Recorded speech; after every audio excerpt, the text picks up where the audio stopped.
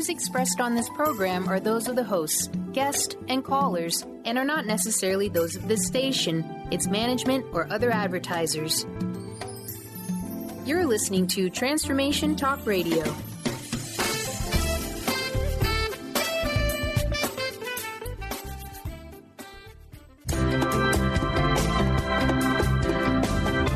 Voices of Women is a talk radio show that gives voice to the personal stories of women. It will inspire women and enlighten men to follow their dreams and create positive changes in their lives. Whether the audience listens to best-selling authors or a layperson like themselves, they'll realize there are others with similar experiences and feelings to their own. This show will give women tools they can use every day, which will empower them to step out of their boxes and create the changes they desire in their life. Kris inspires women to find their voices, speak up, and become leaders of their own life. Everyone has their gifts to share with the world, and it's time for women to work together to bring honor and respect to the feminine voice, which is within all people, men and women. Topics include personal growth, spirituality, creativity, leadership, and divine feminine. Now here's your host, Kris Steinnes.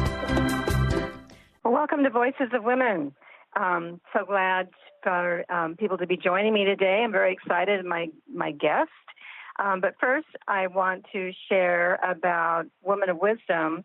It is Give Big Day in Seattle, May 10th, where people donate to their favorite causes, and I'm hoping Women of Wisdom is one of your causes that you'd like to support. You don't have to live in Seattle to donate either. We're very excited. We have a matching donation of $3,000, so your dollars will be doubled. And when you give to Women of Wisdom, you continue our dream of supporting women on their path to empowerment, embracing their gifts and divine feminine within. We're kind of at a crossroads in our development because I am retiring, and this Give Big Drive will help us continue our programs. We're actually in a transformation process and having lots of meetings to discover what's in store for Women of Wisdom in the future. So you can just go to givebigseattle.org and search for Women of Wisdom. So I'm gone against my usual format because of my show being called Voices of Women. I'm having a male guest today, Neale Donald Walsch, and I'm sure you all know him from his Conversations with God series. He's known as a modern-day spiritual messenger and has authored 9 books in the Conversations with God series, sold over 10 million copies in 37 languages.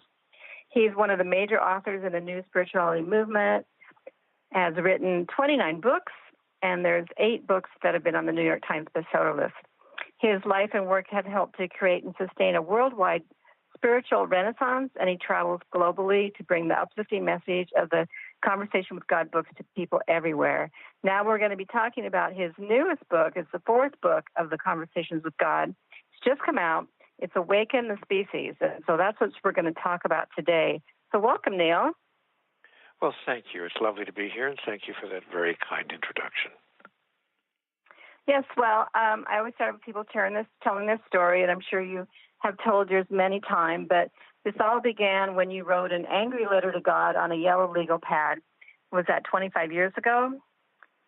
Yes, somewhere in there. It was around 23 or 24 years ago. I've lost track of the time, frankly, but that's exactly what happened. I woke up in the middle of the night, and I was very, very angry with life, the universe, God, call it what you will, or all of the above. And because, I was 50 years old, and nothing in my life was working. Nothing was turning out the way I thought that it would. And so I just wrote this angry letter out of the blue on a yellow legal pad that I found lying on the coffee table in the middle of the night. What does it take to make life work?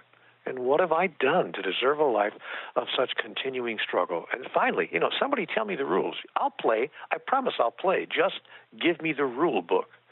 So that's where my mind was at on that night 23 years ago. And then I heard a voice over my right shoulder, an actual physical voice in the room.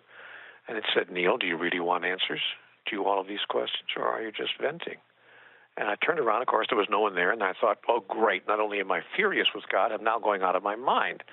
But in the very next moment, I began to feel myself overcome, and I hate to be so trite and predictable about this, but truly overcome with a sense of inner peace and serenity that actually kind of brought tears to my eyes. I was becoming tearful because I had never felt quite that much bliss in one moment. And I thought, gosh, wow, this is wonderful. And so I just kind of mused to myself, if you've got answers, I'd sure as heck like to know what they are. And with that, I was receiving a download. It felt like somebody had just downloaded tons and tons and tons of words that I began scribbling on the yellow legal pad just to make sure I captured all that was coming to me in my mind. This now began to be something I was experiencing interiorly. It no longer felt like an exterior voice, but really like a voiceless voice, almost like the voice of my own thoughts. But there I was, writing like crazy, trying to capture everything that I was receiving. And as you might imagine, some of the information that I was receiving brought up other questions. So I couldn't stop myself. I just found myself asking, wait a minute, hold it just a minute. How can that be? Or what about this? Or explain that. And I got answers to those questions. And before I knew it, I was involved in a on paper, or if you please, a handwritten dialogue with God. Question, answer, question, answer, question, answer. This went on for probably 3 or 4 hours. It was now 7:30 or 8:30 in the morning. And I had many, many, many pages, in fact, a couple of tablets of yellow legal pads filled with this kind of dialogue. And that continued for weeks after that. I was awakened virtually every night between 4:15 and 4:30 in the morning, and found myself engaged in that process until it was really, how would I put it, written out. By the way, may I please add that I never imagined that I was writing a book. It never occurred to me that anyone would see this. Yes, that's the way it happens, isn't it? Yeah, yes. Well, it's interesting. I was simply going to add that as far as I was concerned, I was simply journaling, just writing in my private journal. But somebody asked me a few years ago, well, then why did it become a book if you were just private journaling? How did it get to be a book? And there's kind of an interesting story behind that, because in the journal, it said, this will one day become a book. And I thought to myself, aha, now I got you. That's measurable. Everything else that I was receiving was conceptual or theoretical in nature, but here was an absolute statement of fact, a measurable outcome. Either it would be a book or it wouldn't. And I understood that nobody's going to publish a book by an unpublished author, somebody that no one ever heard of, who claims to be talking to God. The chances of that were 1 in a gazillion. But in fact, a publisher on the East Coast did receive the manuscript, did agree to publish the book. It went on to sell millions of copies and be translated into 37 languages. Yes, it's quite a story. And I'm thinking, because it's called Conversations with God, a lot of people, they consider themselves channels. Did you ever feel like you were channeling it? Because, that kind of that voice that comes, that, it's not yours, but, at first it was a voice, and then it was an internal. It's kind of hard to describe, I imagine. The answer is no. I've rejected the notion that I'm channeling God, at least not according to the popular notion of the word channeling. In popular parlance, that word means that somehow your whole being is taken over by another entity, and who you are kind of like disappears and is kind of standing on the sidelines. But that's not anywhere near what occurred. What I call it is inspired writing. What inspired Mozart to produce the music he produced? What inspired Michelangelo to produce the beautiful, awesome, breathtaking ceiling of the Sistine Chapel? From whence cometh any level of creation, including the inspired writings of other people as well. So I think it was really inspired writing, and I think that it came from the same source of creation from which other people draw in their life. Mozart, Michelangelo, or any of the great writers. Thomas Jefferson, when he wrote the Declaration of Independence, where did that come from in 3 days' time? So there you have it, and so that's what I think happened here. Mm-hmm. Well, and I know you talk about it in this book too, but I'd love for you to share if you ever have doubts that it's actually God you are dialoguing with. Well, yeah, I've been asked that question many times, and Matt Lauer asked me that exact question on the Today Show a few years ago, and I said to Matt what I've said to everybody else who's asked me that question. Of course I have doubts.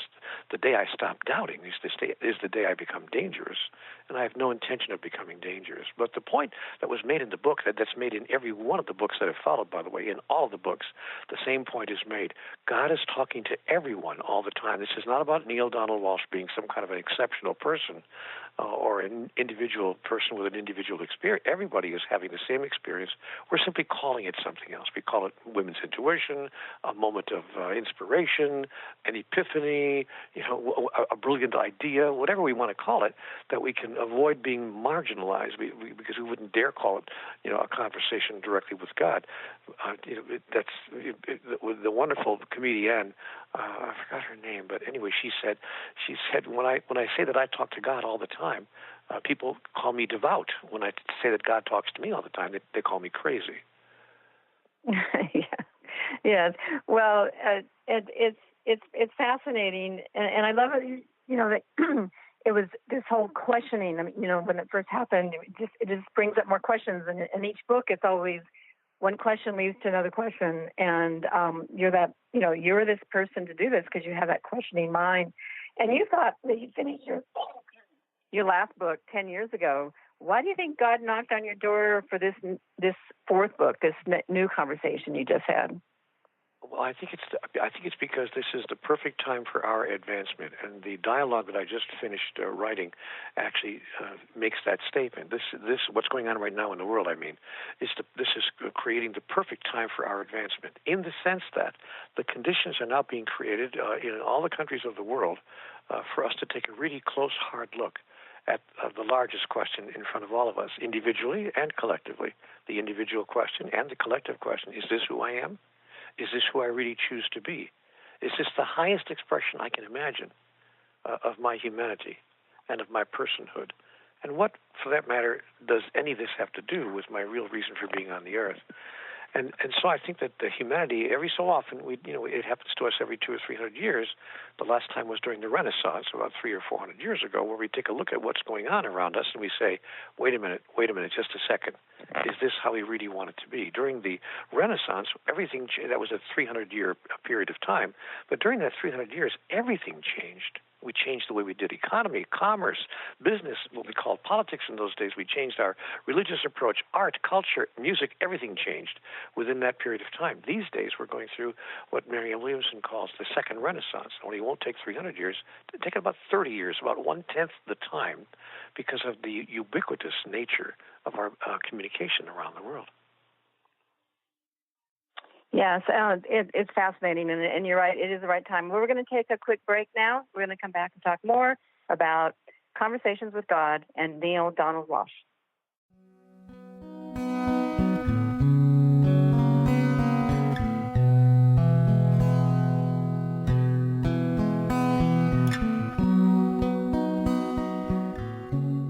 How would you like increased health and vitality? How would you like to avoid the onset of disease as well as slow the aging process? This is all possible through a simple, safe, and natural process. Every day we are either moving toward wellness or away from wellness. Hi, I'm Mary Jane Mack. I'd like to be your partner in achieving optimal health. Contact me now at maryjanemack.com or call 425-392-0659. Visit maryjanemack.com.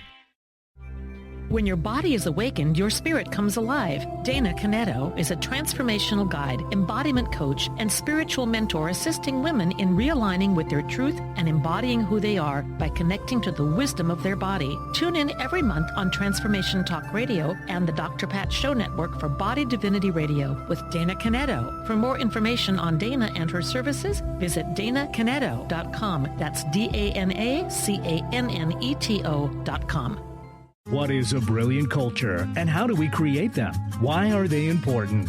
Claudette Rowley has created a breakthrough 5-step process to help you align your culture with your business strategy for exceptional results. Looking for a culture that drives organizational excellence? Listen to Cultural Brilliance Radio, the second and fourth Friday of each month at 10 a.m. Pacific and 1 p.m. Eastern on Transformation Talk Radio. To learn more or work with Claudette, visit culturalbrilliance.com. Kris Steinnes is a spiritual leader and healer and teaches a course on how you can transform your life through a meditation and healing system that will manifest your spirit's dreams. She manifested the Women of Wisdom Conference, the Women of Wisdom book, and this radio show. And she can show you how to change your life too. Are you ready? Visit the website and contact her at voices-of-women-today.com. That's voices-of-women-today.com.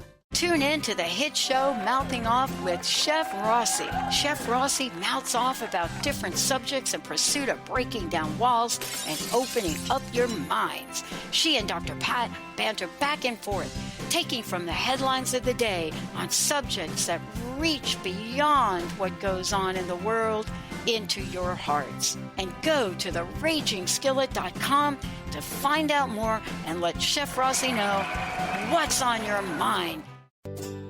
Treat the Body and Expand the Soul on June 1st with Lynn Brown. Imagine 3 days in a hand-built log home nestled in the Cascade Mountain. Activate the collaboration between the body and spirit and allow the accelerated connection as one of the most powerful ways to light up your cells, honor the body's needs in this all-inclusive event. Visit lynnmbrown.com or call 206-931-7356.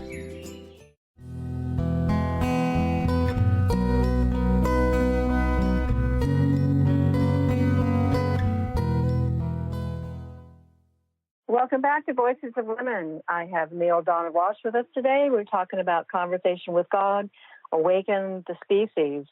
So I love that title, Awaken the Species, and you were just talking about how it's really time now, and so for our advancement. And now in the book, it talks about this being the third invitation. Let's talk about this. What is this invitation? Well, I think that God is inviting all of us, myself and everyone who is attracted to reading that book, to, in fact, awaken the species. And it's the third invitation because in the first books in the series, I was offered, along with everyone who read those books, the first two invitations. The first invitation that was received from God in book one was to change the world's mind about God. A major invitation. Change the world's mind about God. Invitation number two, give people back to themselves. That is, allow them to return and to know who they are, to know what their true identity actually is, and return to that. But this was the third invitation, now almost 18 years later, and the invitation is to awaken the species in order to take advantage of the fact that this is, in fact, the perfect time for our advancement. It's a critical time, I think, in the forward movement of humanity. Yes, and I love it that God states the fastest way to awaken the self, because we're talking about awakening the self, is to awaken another. And so, to me, that speaks to taking responsibility of who we are, how we live, how we share who we are, and it also has another message to me of to stop hiding, and that because to awaken others, we've got to be visible and showing who we are. Correct? I couldn't agree with you more, and that's exactly what the book says, that the book invites human beings to self-select, that is, to choose themselves, to be among those who commit to moving forward their own individual and personal evolution by embracing and demonstrating certain behaviors that, once exhibited by them, serve to awaken others, in fact, to awaken the species, to who and what human beings really are, and then to show those other people that these realities about who we really are may be made manifest in our experience. In other words, to be exemplars, to be examples, to show, hey, you know what? It is possible to live in certain ways. And if you watch very carefully what I'm doing in the world, you'll see that I've adopted some of those ways in my own daily behaviors. And so that's the invitation from God in Book 4, Awaken the Species, to embrace certain behaviors and make them part of our daily life that cause other people to step back a few feet and say, wow, how did you get to be like that? And what sponsors that kind of activity and that kind of decision and those kinds of choices that you're making in your life? I want to be more like you is basically what we are hoping that people will say, even as has been said to all of the world's wonderful spiritual masters and teachers through the centuries. But the day of the individual guru, the day of the individual master is over. It's now time for the collective to step forward. That is a large number of individuals, not several hundred or several thousand, not even several million, but perhaps several billion, to step forward now and to say, okay, we've heard the message, we've heard the insights, we've been given the gifts of awareness. Let's now step forward into the living of those gifts, into the sharing of those gifts, into the demonstrating of those gifts. And let's be those gifts. As Gandhi said, he put it perfectly, be the change you wish to see in the world. Yes, and so I'm curious for yourself, because you received this conversation last August, so 9 months ago? I'm not quite. What has changed in your life since then? Well, my level of determination and commitment, and certain of my behaviors that I was, kind of like stepping into on and off sporadically, have become a little more consistent in my life. Because the book gave me, of course I asked in the book, what is it like to be an awakened species? I mean, what's the difference between an awakened species and human beings who are living in an unawakened state, such as myself? And God said, well, I can give you a list if you'd like me to. And I said, please, if you wouldn't mind. And so I was, in fact, given a list of 16 specific behaviors that mark the differences between an awakened species and humans in an unawakened state. So what's changed in my life is that I've embraced at least a few of those behaviors in my life now more consistently. I'm not going to say that I never did those things, but now I do them much more of the time, and a few of them I'm actually doing them always. And so that's what's changed in my life, and I think if those kinds of changes are made in the lives of a lot of people, we're going to see a ripple in the water effect that's going to change the way human beings experience themselves and express themselves across the earth. So that list of 16 behavioral differences is fascinating. It makes the spine of the book, if you please, a major part of the interior of the book. Yes, and also one of the things about this that God talks about is, a lot of us are aware, but he talks about I don't want to say he, she.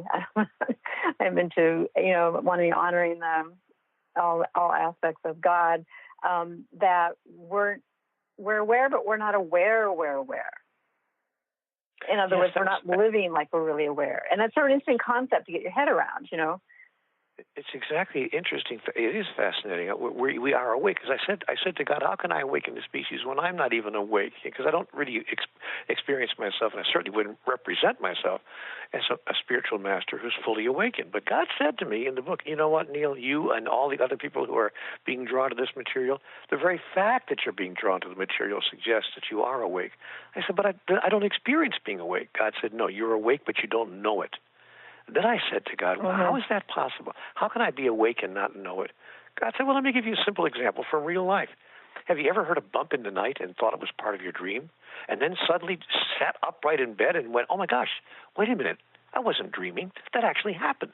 The cat downstairs must have knocked over a vase or something. Something's going on because I heard that sound in real life. And you suddenly realize that you were not sleeping. You were actually awake when you heard that sound in the middle of the night.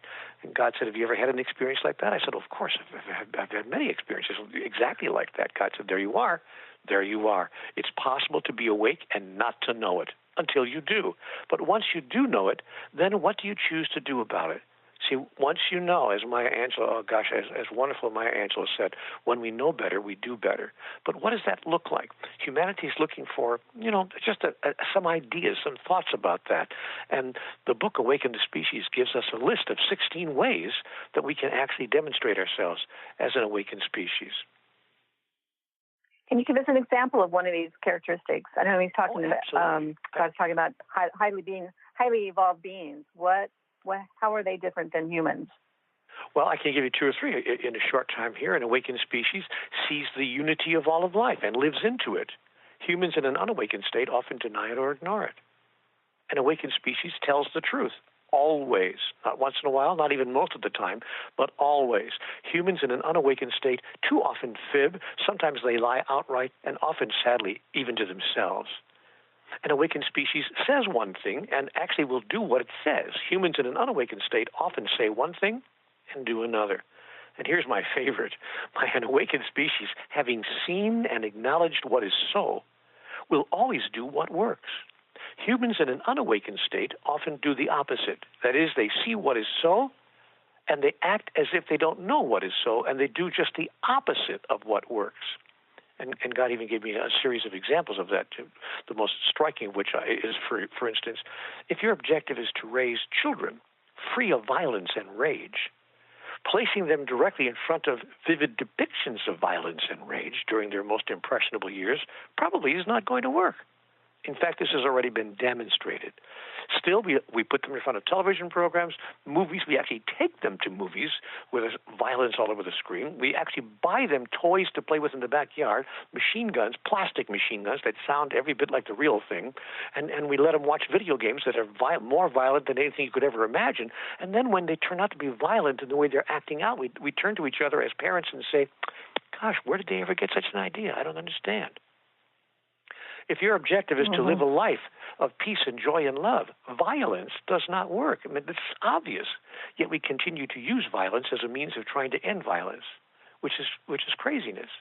If your objective is to live a life of good health and great longevity, consuming dead flesh daily, smoking known carcinogens continuously, and drinking gallons of nerve-deadening, brain-frying liquids does not work. We already know it doesn't work, but we do it anyway. It's craziness. We see what works and we do the opposite. And finally, if your objective is to discover and cultivate a relationship with a living deity so that religion can make a difference in the affairs of humans, then teaching of a God of righteousness, punishment, and terrible retribution does not work. In fact, it teaches humanity to use religion as a killing device, as a tool, as a belief system that gives us righteousness and the right to, we think, to kill others who don't agree with us. These are obvious things. They're so obvious to an awakened species, which sees and acknowledges what does work and does not do the opposite. That's just 4 of the 16 items on the list of things that an awakened species would never do. I'll give you one more real fast one. An awakened species would never poison itself. Humans in an unawakened state often do so. We poison ourselves 3 or 4 or 5, 6 times a day in a wide variety of ways, even knowing ahead of time that we're doing it. What's up with us? So the question becomes, good question. Is there something we don't know? I mean, fully understand, the understanding of which would change everything? And the answer to that question becomes profoundly yes, of course. And, Pema Chodron, the wonderful, wonderful Buddhist nun, put it simply in one single sentence recently. She said, we are a blink of an eye away from fully awakening. All we have to do is just have one more example of what an unawakened species looks like, and we're going to say, okay, enough, just enough. Take away our health care. Take away our environmental protections. Do what you think you need to do in order to be the next wonderful world leader, whoever you think you are, here or in Syria or in France or anywhere in England. Go ahead. I mean, but at one point, humanity is going to stand up and say, I'm sorry, excuse me, I'm sorry, but no. Yeah, and that's happening. We're seeing that, and because people are waking up, we have to. We're at this time that we look at the Women's March and people are saying no more, and it's a big wake up call. So your book's very timely for that too. But we have to take another break, so we're going to be back shortly, and we'll talk more with Neale Donald Walsch about the conversations with God.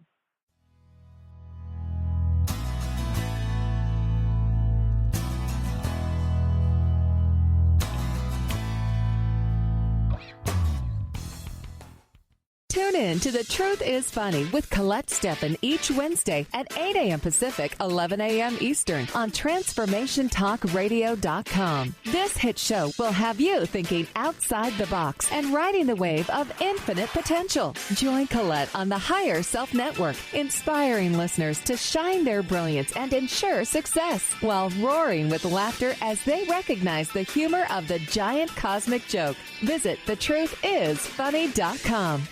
On the cutting edge of the new mainstream, Christine Upchurch is passionate about bringing together science, psychology, and spirituality in a way that can be applied to our everyday lives for true transformation. The Christine Upchurch Show, stellar conversations to illuminate your journey, engages some of the most outstanding visionaries on the planet in lively dialogue to inspire you to become that bright light you're meant to be. Join Christine every Friday at 11 a.m. Pacific Time on KKNW, AM 1150, and Transformation Talk Radio. Hey, did you know why they call the foundation the foundation? It's called the foundation because it completely eliminates your foundation for what you thought your reality was and creates a whole new space where you can have an entirely new reality that is foundationless. So from my point of view, they should call it the unfoundation. or the foundationlessness. Either way, there's a big new global rewrite happening again because these guys cannot stop changing. There should be like a Change Anonymous that Gary and Dane go to. And it's happening April 28th to May 1st. You can find out about it at accessconsciousness.com/global foundation. It's happening in Paris. Go to Paris or do it online or find a pod near you. These are all the options you have. And what else is possible?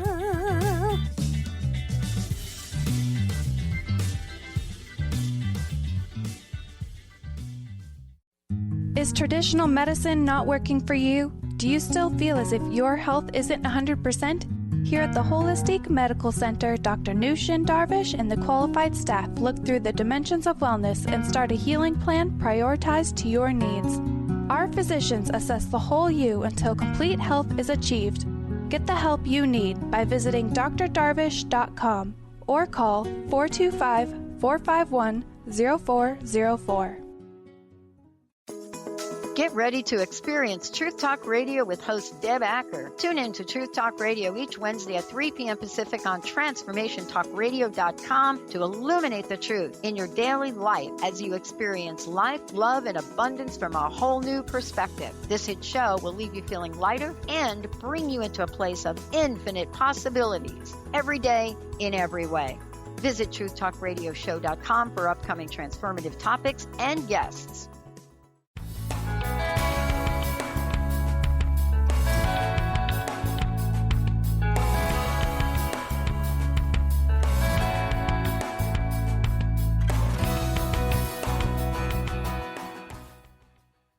Welcome back to Voices of Women. I'm Kris Steinnes, and I'm talking with Neale Donald Walsch, author of the book Conversation with God. It's book 4, Awaken the Species. Neale, please share your website and what people can find there. I know you have several different ways that people can connect with each other and learn more about how to integrate these tools. Yes, thank you. The website is easy to remember. If you can think of the name of the book, Conversations with God, then the website is cwgconnect.com, cwgconnect.com. And you're right, there people will find it's kind of like the Facebook of the CWG community, this Facebook of the spirituality community on the internet. People will find a global community of people who are talking back and forth with each other and sharing their own progress and their own struggles and their own movement through this process. They'll find, however, many other resources as well, videos, audios, articles that have been written about it and about the conversations with God and how to apply the message in their daily life, plus a special column called Ask Neale that I am spending about 3 or 4 hours a day on these days, responding to people's questions about the interpretation and the meaning of the messages of Conversations with God of the CWG books and how to apply them as a practical matter in everyday life. So, yeah, it's a very vibrant and active place for people who want to move forward in their own evolutionary process to be. And again, the address is cwgconnect.com.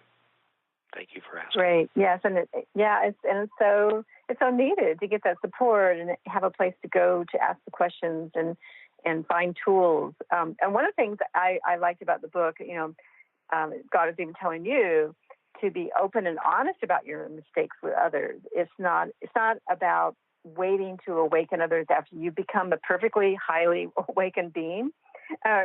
Because it would be waiting forever, right? I mean, it's okay to have our mistakes, and it's good to share our mistakes with other people, because they learn from that. I couldn't agree with you more. In fact, that's one of the first. That is the first of the 7 tools of integration, how to integrate those behaviors I mentioned earlier into our daily lives.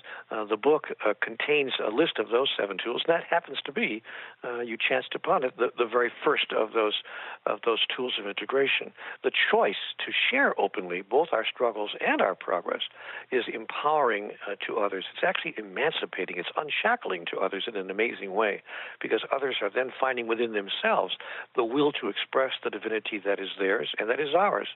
And in liberating others, we find our own desire liberated as well and our ability to move to the next level. So yes, sharing our experience truthfully, honestly, and authentically is a powerful tool with which to integrate the behaviors of highly evolved species. Another powerful tool is to create a reason for life itself. The question must be asked, why? Well, why are we doing this? Why are we living the life that we are living, and why are these things happening to us? And we have to answer that question, I think. Our path in life is not without purpose in the heavens. For every soul which would grow to know in its experience what it has always understood in its awareness serves not only its own agenda, but the superconscious will of the collective. So we have to give ourselves a reason. We have to understand, why is this happening? What's going on here? And I'm happy to say that the Conversations with God books in total, and especially this latest one, Book 4, Awaken the Species, in fact, addresses that question in depth. Why are things going on the way they are right now? What's happening in the world? There's a lot of apprehension in the world right now, and a lot of people who are asking that question. What's happening here? Why is everything seeming to be falling apart? And so once we find that reason, we go, I get it.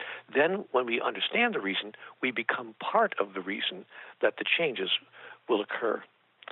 Another wonderful tool of integration, I don't want to go through a whole list here, but the last one I would mention here in our time together is gratitude. This is a powerful, powerful tool. In fact, I think it's the most powerful tool we could be given. Gratitude can be a selected energy, not just an automatic response. And I have discovered in my life that when someone actively chooses to be grateful for everything that's presenting itself, and I do mean everything, it sets up an energy that washes over and impacts the energy of whatever is now arising. And this can transmogrify the entire experience, the presentation itself, to say nothing of changing one's entire life. So what I've learned in my life is that by moving into gratitude for whatever is occurring, in the moment that it's occurring, to say thank you, God, for bringing this to me as an opportunity for me to announce and declare, express and fulfill, become and experience who I really am. Thank you, God, for this wonderful opportunity. Our shift of internal energy actually impacts the exterior experience such that it often transforms it. And that's a powerful, powerful way to use metaphysics.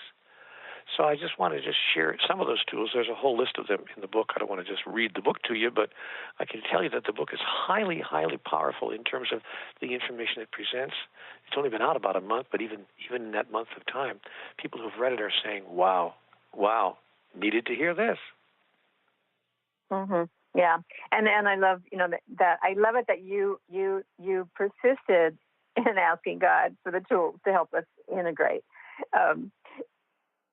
That's your questioning mind, really getting down to what does this take for us to do? And so you've given us a couple of these, and also there's some behaviors of if we were to begin acting like we are aware, we're awakened. One of them is don't entertain negative thoughts, and I think that's so important because I know in myself how many times during the day has a negative thought been running through my mind, and what God is saying is to let it run out, not to hang on to it. And I've heard this before too from other places lately, is because we can really focus on the negative things happening in our lives, and then we're the victim or whatever. But God's saying, don't entertain them. It's like just let them out the back door, however you want to, exactly. to realize they're not important. They're not. Let them just flow right. Don't give it a second thought, as God said to me. It may be your first thought, but don't give it a second thought. And you're right. That's one of a number of ways. I ask God, of course, in the dialogue, how can I know when I'm awake? I mean, just don't give me any broad-based, philosophical conversation. Just give me some actual indications. How would I know specifically when I'm acting like a person who's awake? And the first thing that she said is, don't entertain a second thought, a negative thought in your mind for more than a second. And if a negative thought did happen to slip in, get it out of your mind immediately. Just change your mind about that. She also said that you'll know you're awake because you would love yourself fully just as you are, and you would love everyone else fully just as they are. Then you would love life fully just as it is, needing nothing to change, and seeing everything as simply something that you are moving through so that you can know about and create a contextual field, providing you with an opportunity to demonstrate who you really are, which is why we're here. Why we're here on the earth is to know and demonstrate our true identity. God also said that another way you'll know that you're awake, this is a powerful one, by the way, I've never thought about it in this way, you would forgive no one, and you would forgive nothing ever again. That you would understand that understanding replaces forgiveness in the mind of the master. You would be clear that holding an idea that there is a need for forgiveness means holding an idea that injury has occurred. And as a human who is awake, You would be aware that injury is not possible in the experience of divinity, which is who you are. You would therefore replace forgiveness with understanding in your interactions with others. This would naturally lead to compassion for others as you experience the full realization of the pain, anger, or sadness that they must have felt at such a high level to cause them to abandon their own true nature and behave as they did. And we look at every single master every single person we've recognized as a master throughout human history, and they have done exactly that. I asked God, I'm not sure I'm up to that. God said, of course you are. You've already demonstrated it, but you demonstrated it in a limited way. For instance, God said, supposing you had a 3-year-old grandchild at her birthday party, and she knocks over the milk on the entire table. Everybody's glass of milk is knocked over in her urgency to get to that chocolate cake. She just loves that chocolate cake, and she reached for it and knocked everything over.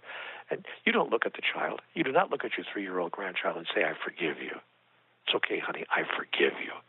Forgiveness is not a part of the equation. In fact, not only do you not forgive her and tell her that she's forgiven, you actually comfort her and tell her that everything is okay. It's all right. And we might even say the actual words, sweetie, it's okay. I understand. I understand. Because we do understand how a 3-year-old could do such a thing. Well, you know what? When we understand how anybody, an adult, who's acting like a 3-year-old, could do what they do, when we understand the urgency behind what caused them to act in the way they did, then we show the kind of compassion, awareness, understanding, compassion, and insight that a spiritual master begins to demonstrate in daily life. So therefore, we don't forgive anyone anything any more than God forgives us for anything. God says, I will never forgive you for anything because I understand perfectly well how you could have done the things you did. Nobody does anything inappropriate, given their model of the world in any given moment. What we need to do is simply change our model of the world, or to repeat what I said earlier from Maya Angelou, that wonderful quotation, when we know better, we do better. Yeah, and I imagine some people have trouble with this because you think of someone who's murdered somebody or something, that a horrible thing like that. How they can get through. What do we think that God does to the murderer? What do we think that God says to the murderer? I wonder what we think. The Pope. This is a wonderful example. A couple of years ago, not Pope Francis, but the preceding Pope. I think it was Pope Paul II. I believe he was almost murdered. He was shot in the stomach by somebody at one of his parades, and he stepped forward while he was going by in the car and shot him in the stomach. He almost died. He was, of course, rushed to the hospital, and they saved his life. But then he went to of course, they captured the guy. They threw him in jail, for life and beyond. But what the Pope did was he went to the man's cell, and he gave him his papal blessing. And he said, I understand. I understand how the views that you hold could cause you to do what you did. I don't agree with them. I don't approve of them. I don't condone them, but I understand, given how you were raised, the background that you came of age in, and what you believe to be true. I totally understand what could cause you, who I'm sure is considered by some of your people, friend, a wonderful and loving person, but I understand how you could do this terribly unloving thing. So, it was a huge demonstration, and he's not the first person to have given us that kind of a demonstration. All the world's great spiritual leaders it takes a very courageous person. Well, we have to take another break. I'm sorry to interrupt you. We have to take another commercial break, and we'll come back and talk more with Neale Donald Walsch.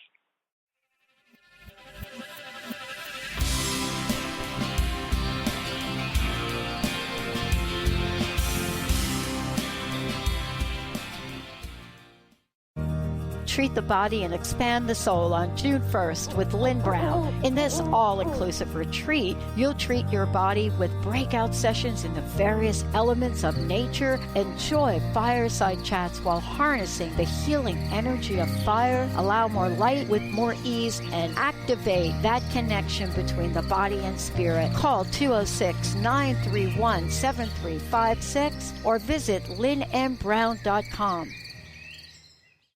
Brand consultant Jen Morgan is here with Radically Distinct Radio to help you take control of your future and maximize your brand's power to produce results. Whether you're an individual trying to reinvent yourself and launch a new venture, or you're an executive trying to reposition your company to modernize your sales and marketing programs, Jen Morgan and the RAD method empower you to play to your strengths and show up in the world as your most powerful brand. To learn more, go to jenmorgan.com. That's Jen with 2 N's, Morgan.com, or call 206-972-5366.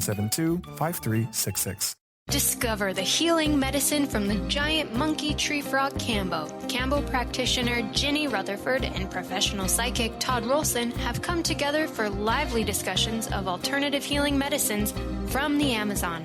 Ginny and Todd bring you Cambo Talk Radio. Tune in each Monday at 1 p.m. Pacific to hear from guests all over the world with real life stories and the medicinal benefits of Cambo. For more information, visit cambokiss.com. Calling all moms, it's time to awaken your vibrant, intuitive, loving self in every area of your life. Join host Debbie Pokornik as she shares thoughts, stories, and tools to help you stand in your power. Listen to Vibrant, Powerful Moms helping everyday women create extraordinary lives. Mondays at 2:30 Pacific, 5:30 Eastern. For more information about Debbie, visit empoweringenergy.com. That's empowering with letters NRG.com. Tune in to The Jen Royster Show, intuitive guidance to inspire your life, each Thursday at 8 a.m. Pacific and 11 a.m. Eastern on TransformationTalkRadio.com. This amazing show is an inspirational hour that will take you on an epic metaphysical journey to discover the spiritual approach to life's greatest challenges. Dr. Jen is an internationally known intuitive counselor, spiritual teacher, and energy healer. Call in for intuitive readings and visit JenRoyster.com for more information. Wow. Hey, everyone. Welcome. Welcome to the Dr. Pat Show. This is Talk Radio to Thrive By. I'm telling you, I got to pinch myself some days because when each of us gets called to do something that we so not thought was in our wheelhouse to do for a purpose that's so much greater than us, we get to show up and shine. If you would like to show up and shine on the Dr. Pat Show as a co-host or sponsor, send us an email to inspire@thedrpatshow.com.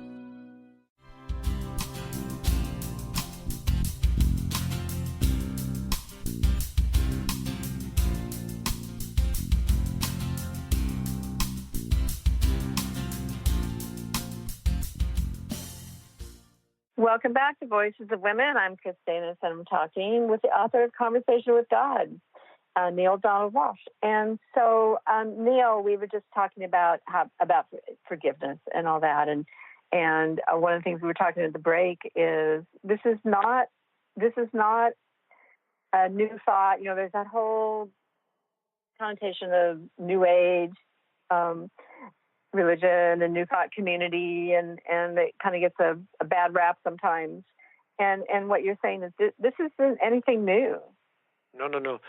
A lot of people say, oh, this is just New Age gobbledygook. But actually, excuse me, we had many spiritual teachers, one of whom I'm particularly fond of, who said to us several thousand years ago the same exact thing. He put it more eloquently. He said, bless your enemies, and pray for those who persecute you.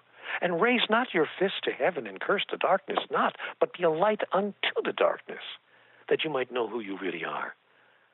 We've been receiving messages like this from all the great spiritual masters of all the great spiritual traditions for a long, long, long time. The question is not to whom is God talking. The question is who's listening. So when I speak like this in front of audiences, they say, New Age, forgive everybody. But excuse me, a man named Jesus gave us that instruction several thousand years ago. Is anybody listening? And when I bring that up, they go, oh, well, that was a different story. He's a different kind of person. Really? He was inviting us to be like him. I am the way, he said, and the life. Follow me. Not become one of my followers. See, a spiritual leader is not one who has the most followers. A spiritual leader is the one who says, I'll go first. So what the spiritual leader is inviting us to do now is to become spiritual leaders ourselves and to stand at the front of the line and to say, I'll go first. Bless your enemies and pray for those who persecute you and be a light unto the darkness and curse it not. A simple shift like that could change the world overnight if enough people embraced it. But I don't have a whole lot of patience with people saying, New Age author, New Age gobbledygook. Excuse me. Look at the basis of virtually every human religion on the face of the earth, and you will find the same message. Yes, and I love it. I mean, it's one of the things that we have problems with is stopping to listen, because our lives are so busy that we're busy doing. And that's one of the things in the book God talks about is about being. Who are we being? Yeah. And just to stop and pay attention to that. Who are you? Who are you to be, and to listen?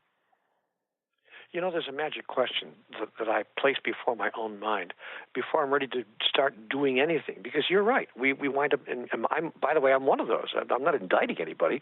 I've behaved the same way for more than 50 or 60 years, doing this and doing that, doing this and doing that, doing this and doing that. And all I wind up with at the end of the day is a great big pile of doo-doo. But we are not human doings. We are human beings. And we have been placed here to be who we really are, and to give ourselves permission to experience and step right into that. That's what we're up to here on the planet. So we don't have to spend our lives doing all this immaterial stuff anymore. We can just decide. We can ask ourselves a magic question. There's a question that I ask myself before I do anything. Go to dinner, catch a movie, turn on television, read a book, or even, for that matter, put on a particular piece of clothing or listen to a particular piece of music. Here's the magic question. What does this have to do with the agenda of my soul? And what aspect of divinity is the present circumstance inviting me to demonstrate? Those two questions can change your life virtually overnight. And what does this have to do with the agenda of my soul? Before I got on this interview, and thank you, by the way, for the invitation, very generous of you, and before I picked up the phone and got on the interview, I asked myself the question, what does this have to do with the agenda of my soul? And when the answer comes back, everything, I'm fully present with you. Yes, and that's a wonderful gift. It's a gift that all of us can give to ourselves. Yeah, and I invite people to ask themselves that question before they do anything. I sometimes walk out of movie theaters. I may go in thinking, well, it sounds like a good movie, and it gets to be too violent or just way, way, way off the mark.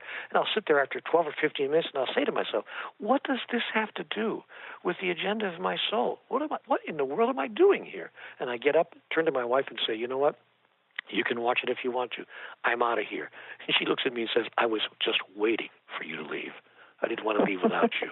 Let's get out of here. Mm-hmm. What are we doing here? Mm-hmm. And that's true of many things. What are we doing here at this cocktail party? What are we doing here at this? Why are we doing what we're doing? And what does it have to do with our real reason for being on the earth? There are 4 fundamental questions in life that people have gone through their entire lives and never asked. Many people. Who am I? Where am I? Why am I where I am? And what do I intend to do about that? All of this, of course, is included in Conversations with God, Book 4, Awaken the Species. If people really want to know that they're really awake, they can self-select to be one of those who chooses to act that way. And we have a website that they can go to as well. They can just go to ihaveselfselected.com. ihaveselfselected.com. And there they can reclaim their true and real identity. That's fabulous. So one last sentence or two, your vision for humanity. My vision for humanity is that everyone in the human race would understand that life is not about us. Life is not about you. Life is not about me. Life is about everyone whose life I touch and the way in which I touch it. So my vision for humanity is that we would all suddenly become awakened to the fact that we are here as spiritual entities. We are spiritual beings having a body. We are not our body. We are not our mind. And the agenda of this planet has little to do with the agenda of the soul. When the two become one, life will change around the world, virtually overnight. And we're all wanting that. I was going to say waiting. We can't wait any longer. And that's what this book is about. And I love what you said about a leader to step forward and to ask yourself, am I that leader to step forward to take the first step? Because chances are, if one person takes a step, others will join you because they've been waiting for somebody to take that first step. That's exactly right. That is profoundly correct. We're all sitting on the parade waiting for someone to show us the way home, if you please. And all of us are waiting for that first person to step forward. So the question is, who will be the first person? Who will be the first domino? I always call it the first domino. And then when that topples, all the other dominoes topple after it. So we have an award that we give at our Conversation with God Foundation. Every year we give what we call the First Domino Award to someone who says, you know what, I'll go first. But you don't have to be a hero to do this. I want to make that clear. You don't have to write a book or give talks or start giving sermons or do what you think you need to do to somehow change the world. It's just about deciding to self-select, to say, you know, I choose myself to be one who embraces brand new behaviors that announce and declare, express and fulfill, become and experience who I really am, and by my example will those around me, first my spouse, my family, my children, my friends, my neighbors, those at work, and then the larger community. The ripple in the water effect does not stop, and soon we start walking through life as an exemplar, and others say, wow, I like what I see across the street. I like what I see in that person. I want to be more like that. That's what every great spiritual leader has ever done. Yes.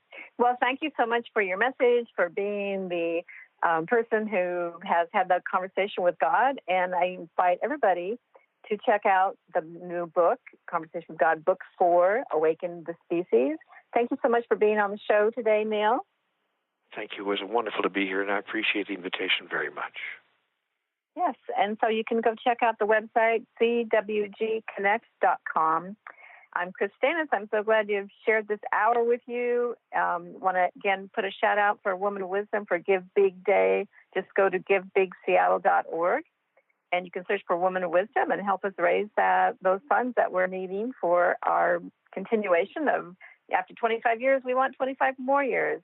And also the Woman of Wisdom book that I put together is a compilation of all the stories, art, poetry, and amazing, inspiring words of wisdom from many of the people who've been to Women of Wisdom is out in Kindle book now. And so you can check that out.